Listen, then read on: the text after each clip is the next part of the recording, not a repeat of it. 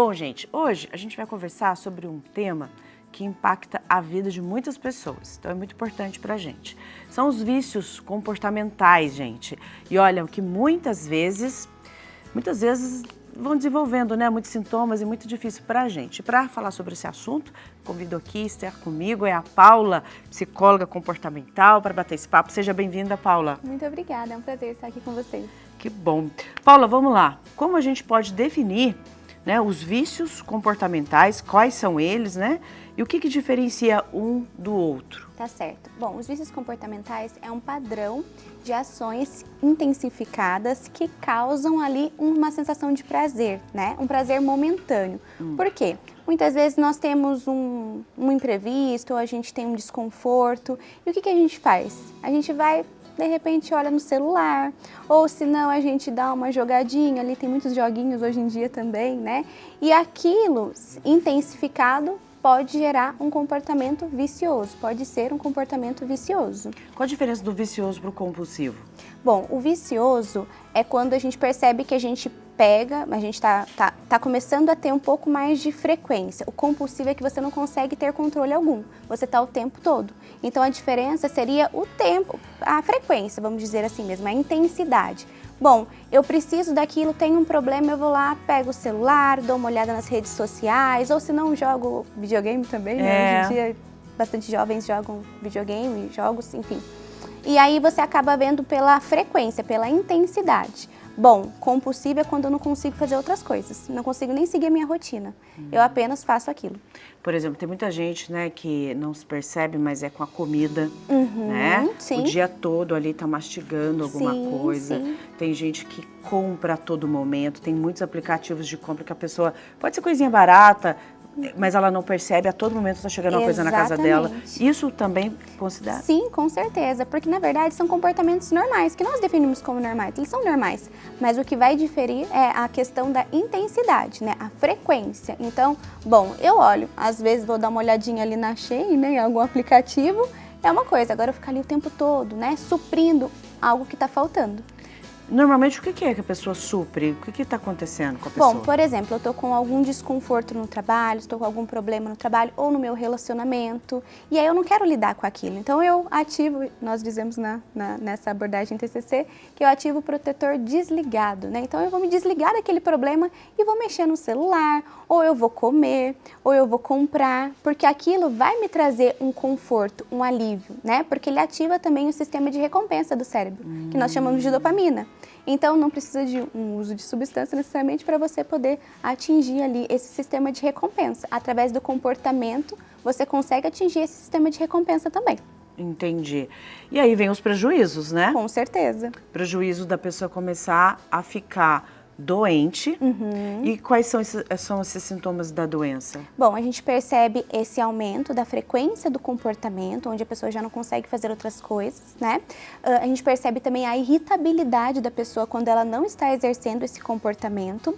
Percebemos também a questão de alteração de humor, né? Então a pessoa fica mais ansiosa, ela fica mais nervosa, ou fica mais depressiva, né? A questão de isolamento social também, então a pessoa se isola, não quer fazer mais nada, ela só quer exercer aquele comportamento. Entendi. Esses são alguns sinais. É alguns sinais, né? Sim. E ela não percebe, e aí vai prejudicando as relações. Sim. Quando ela vê, ela tá lá na frente, né? Exatamente. Já bem mal, e aí ela vai resistindo. Como que a gente ajuda uma pessoa dessa, quando ela não percebe? Bom, primeiro você vai tentar levar essa informação, né? É legal porque o pessoal de casa também pode estar agora tendo acesso. A informação é a melhor ferramenta que nós temos. Verdade. Então, primeiro ter essa informação para poder tentar passar. Bom, mas a pessoa não está entendendo que aquilo é um vício. Não, imagina, porque esses comportamentos são comportamentos normais. Então, nós colocamos como, não, todo mundo entra nas redes sociais, fica nas redes sociais. Não, mas todo mundo compra ali nos aplicativos, todo mundo come. Né? Mas aí a gente começa a tentar alertar aquela pessoa de que, olha, mas e essa intensidade, essa frequência, não está um pouco alta? Mas ainda assim pode ser que essas pessoas elas não percebam. E aí vai precisar da ajuda de um profissional, que é onde você pode estar sugerindo ali, olha, o que você acha de fazer uma terapia, procurar ajuda, eu acho que você não está fazendo mais atividades que você fazia antes, agora você só fica, por exemplo, no celular, ou no jogo, ou nas compras, né? Sim. E como o ambiente familiar, como o ambiente onde a pessoa vive, né? É fundamental. E o apoio também, né? A rede de apoio, os amigos, como isso pode contribuir para ajudar, né? ajudar? Bom, como eu disse, né, eu acho que primeiro tá em linha alerta, quando você convive com alguém, você percebe quando ela tá deixando de fazer algumas atividades rotineiras ou quando ela tá em excesso naquele comportamento, né? Aí você pode ajudá-lo tentando acolher, porque muitas vezes a gente quer apontar o dedo. Onde se viu? Olha quanto tempo que você está no celular, olha quanto tempo que você está jogando, né? E isso não deve ser feito. O que deve ser feito é o acolhimento, acolher aquela pessoa, entender porque é um vício.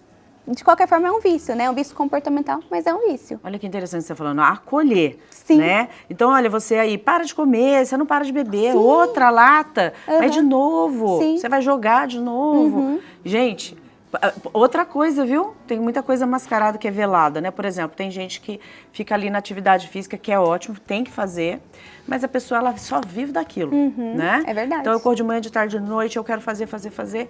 Calma, presta atenção, porque tudo que é demais tem algum problema, né? Exatamente. Então, para você acolher essa pessoa, para você entender, ou escutá-la, para saber o que está acontecendo. Isso mesmo, perfeito, é isso mesmo. Então, o familiar, ele pode acolher, né? E ainda assim, bom, tô percebendo que eu tô acolhendo, eu tô tentando alertar, mas não tá acontecendo, né, a melhora. Então, de repente, procurar um profissional da área da saúde mental para poder ajudá-lo também.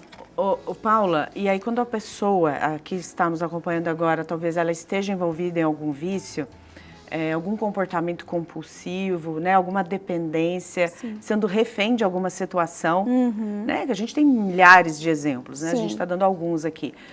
É muito difícil, né, ela vive uma tristeza talvez muito grande, esse vazio, essa falta muito grande, e ela tem medo de acessar isso, né, de assumir. Exatamente. Como que funciona isso? Como que ela pode dar o primeiro passo?